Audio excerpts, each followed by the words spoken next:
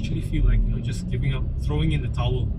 But I always stop to think, and I stop to remind myself that I have to constantly remind myself that there are times where you can be fragile, you can be weak, but you have to find that inner strength and reserve your willpower to pull yourself out of despair.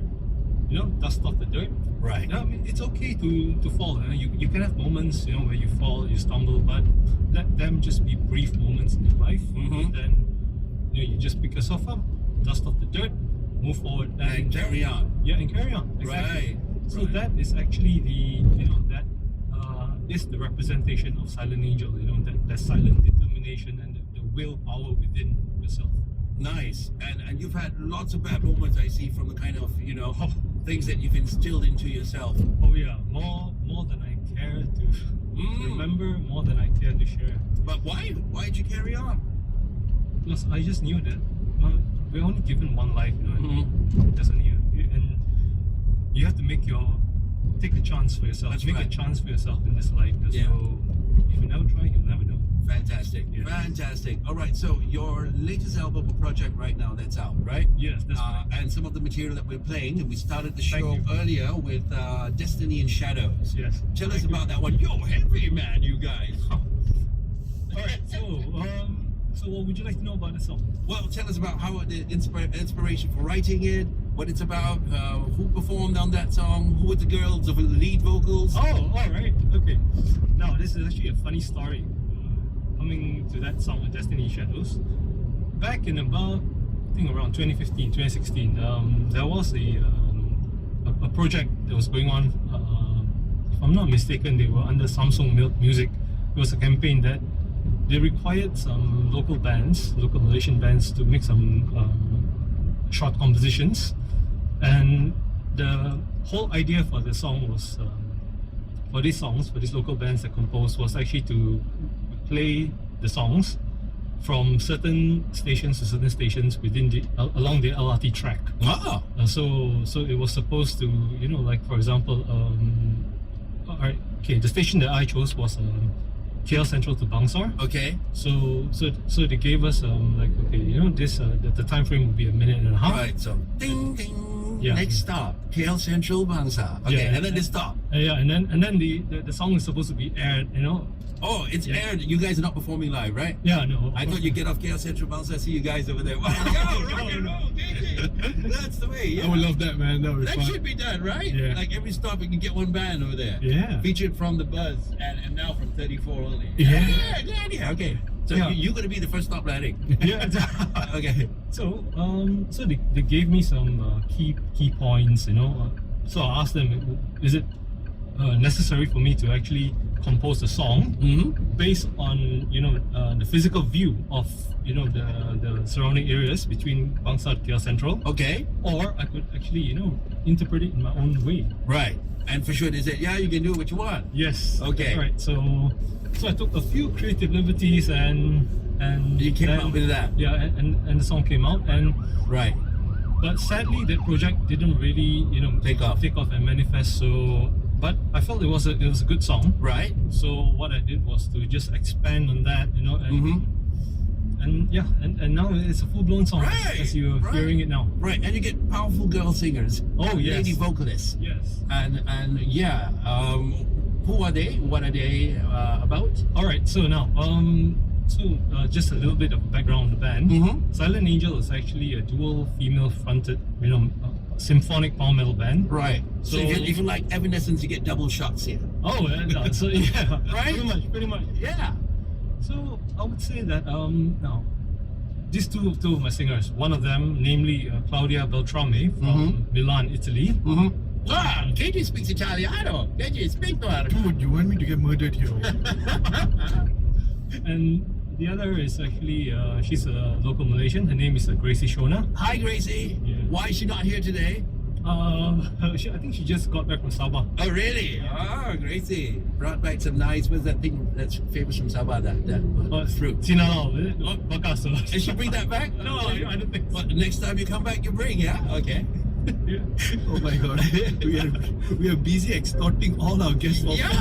I mean, how many band members does he have, right? Yeah, he's got 6.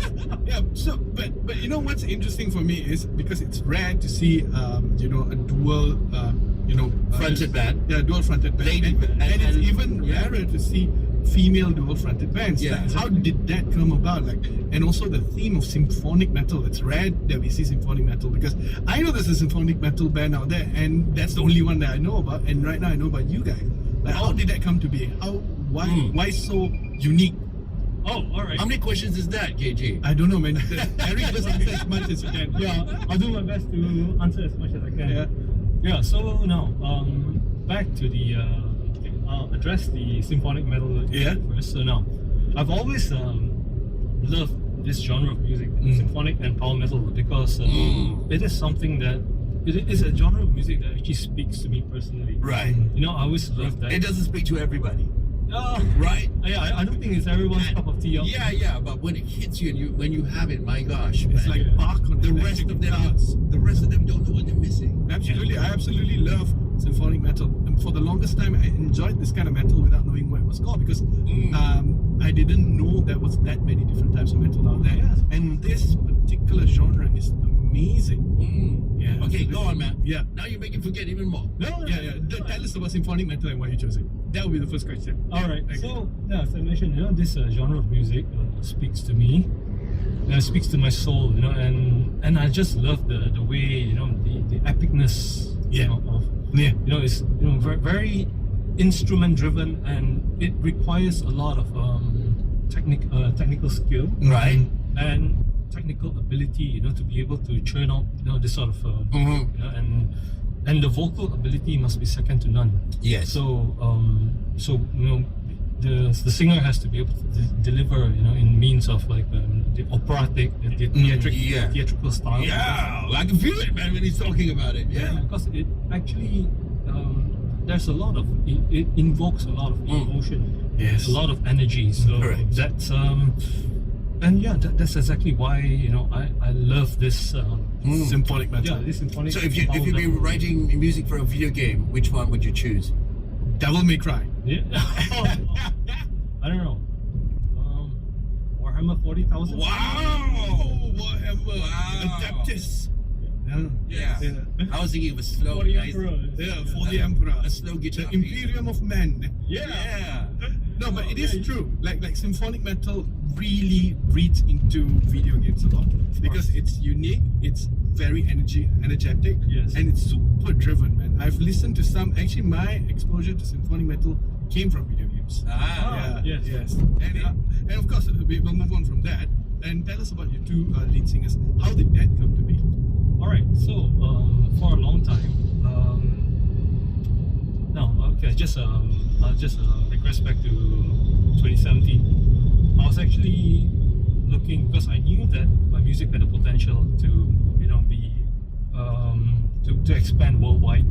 Because prior to this, I actually recorded some demos, and Right. all those demos made their way into Canadian radio, you know, American radio, and it was a huge surprise to me. And I felt that, you know, that well, the music had, you know, a chance to grow, but only if it was done in the right way.